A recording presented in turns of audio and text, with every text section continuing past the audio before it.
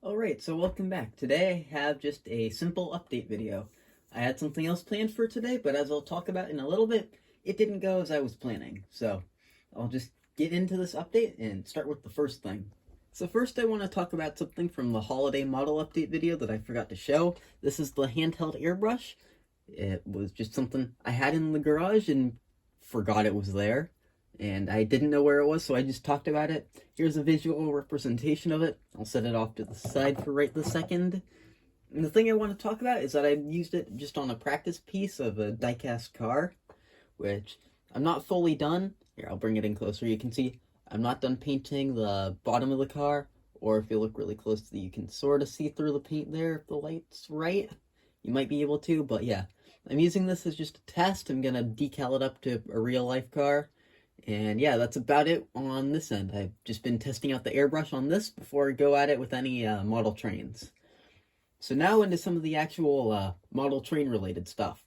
And to start with that, I'll start with something I can't show on camera because it's too big. So I'll just have a picture that I take after this up of it on the screen as I talk about it. I got these model carrying cases the other day. They were a gift from someone who didn't want them, basically. It's a longer story, but I have them now. They work great for transporting rolling stock to the club, and you won't see them in videos much, but especially for running sessions at the club, they'll help out a lot. So I'll get into something else that you can see on the screen that I can hold and talk about. So I'll get into that. This one's a really short and simple thing, but I'm planning to get rid of my Rivarossi cab forward at some point soon. I don't know if you've seen it yet, but there's a video coming out about a model I got recently, which basically means I have too many big steam engines now, and I need to get rid of one, and I've decided I'm going to get rid of the cab forward. There's nothing really wrong with it. It works perfectly fine. Most of the detail parts are here.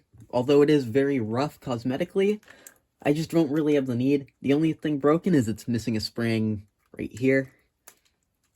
But yeah, it's a perfectly decent model. I just don't use it enough, so I'm gonna be getting rid of the thing. So it's a cool engine. I might get a nicer cab forward in the future, but to have it around for a while, it was fun, but it's time for this thing to go. So now I will talk about some new stuff and some new projects. I'm gonna start off with something really simple that you've seen before on the channel, which this is just a little tiny project I had. It's probably a maybe 15-20 minute thing. It was not all that terrible, and I just thought I'd mention it here. This car had some coupler issues, so now all the coupler heights are correct. The car is working now, basically. Some of the coupler boxes had fallen off, so it's fixed. It's in working order, and I thought I'd just really quickly mention that. So now I'll get on to some of the new stuff. So next up are two freight cars that I got recently, which should be just out of range. I had a pair of Walther's Trainline cars. I had an Alaska Railroad log car, and an Alaska Railroad crane that was serving me no good. So I traded them with a friend who had some other rolling stock he wanted to get rid of.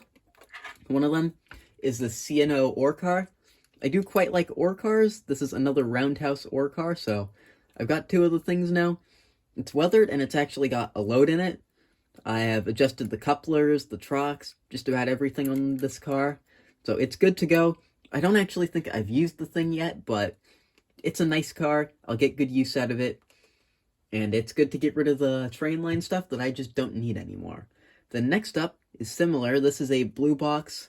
I want to say this is a 57-foot mechanical reefer. Here, give me a second. I will check off camera because I've got a HO scale ruler. I was indeed correct. This is a 57-foot car. So yeah, this is an Athearn blue box. Again, I've adjusted the couplers. Both these cars have KDs, metal wheels, all that fun stuff.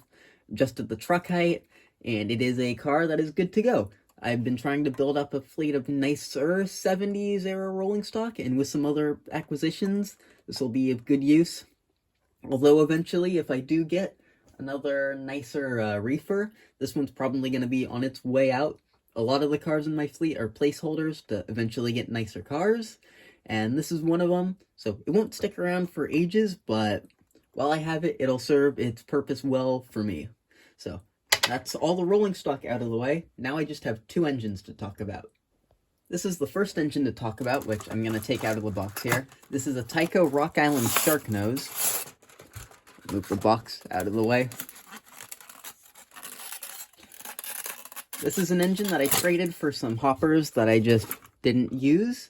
So they're out of my way, and I have this engine. I was going to do a restoration video of it, but it just needed a tiny bit of oil. Then when I was just test running it, I discovered that both the traction tires had gone bad. And I don't know if you can tell, but they are both dry rotted, so the thing doesn't run right, and I need to get it new traction tires. So for now, it's sidelined along with my Illinois Central, I believe, C630.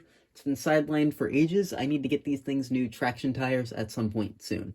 So it works. I was going to have a restoration video on the thing, but there wasn't much to be done, and I'd be waiting on parts for a while. So it works. It just is in need of some parts for it to run correctly. So it'll be sitting for a while, but I do have it. And this will also allow me to get rid of my 2 Rock Island, I believe, AHM F units that have been sitting around, because I wanted a Rock Island engine. I don't use them enough, and this will be a good replacement for them, and I can have some more space in my room. So I will get into the last thing pretty quickly here. The last thing I'm going to talk about is this. I can't remember if I showed it in my last update video or not, but if I did, oh well, here it is again. This is a Tyco Virginian 040. I believe it's actually a Manua Classic or something like that, but a friend ages ago converted it to DCC and had a project in mind.